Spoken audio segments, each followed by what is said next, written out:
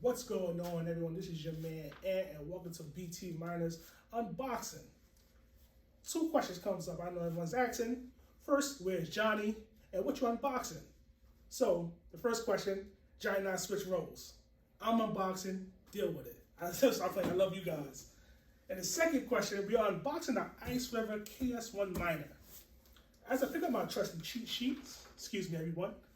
So the hash rate is 1 terahash. Power consumption is 600 watt, and the outlet requirement is 170 to 300 volt. So it would not work on typical US/Canada outlets. You can still use it in the US with electrical upgrade. So pretty much you gotta call electrician, they come to your house and charge you a lot of money to get this done. Let me throw my cheat sheet to the side. Let's get to the unboxing.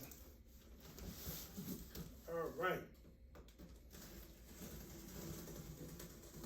As I do this gently, if it was mine, I would cut this box up all types of wrong ways. But you know.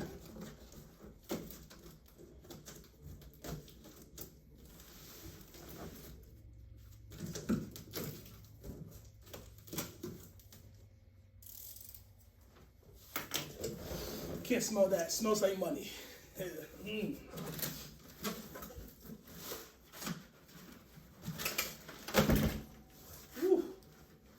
Protective padding.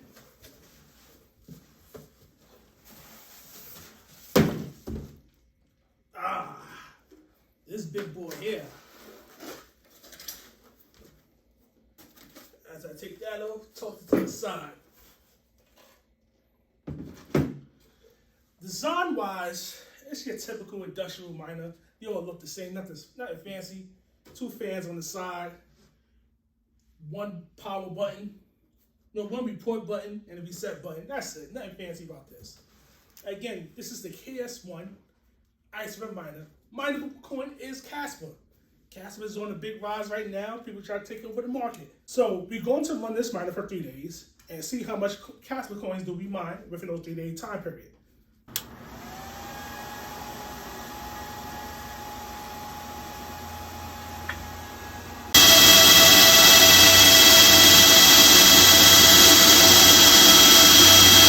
Now we switch to voiceover. You plug in the KS1 and use my Apple Watch for the noise output level. Right at startup, it's pretty loud at 101 decimal. The New York City subway train average at 100 to 120 decimals. So this miner is pretty loud, but after the miner is configured and ran, the noise level went down to 66 decibels. Most other miners from other brands have similar situations, but I personally don't feel that the difference is that drastic. At least the loudness is temporary, so you won't have to endure this very long. Now let's discuss profitability. During the unboxing segment, the KS1 hash rate is 1 terahash. The reason I bring this up, during the testing, the miner never averaged 1 terahash. It may have reached 1 terahash a few times during the day, but averaged around 335 gigahash. We double checked with our website and Iceriver website. They did say the hash rate can range plus 10%. We didn't see any hardware issues with this miner. The cause could be also the pool that we were using, especially since there was a change in the pool midway through the first day. For those 5 days, we mined 7,081 KASPA coins, which is around $295 at today's coin value. We want to be absolutely transparent with our viewers. While this machine did not perform as we expected, we still want to put the information out there. We will find out the reason behind this and hopefully do a follow-up video. Despite the underperformance, KS1 is still one of the most profitability miners in the market. Return on investment as today's mining difficulty and coin value is still very low, only at 105 days. That's making your money back in 105 days. I don't think there's many other investments out there that can do this, unless you're doing other things.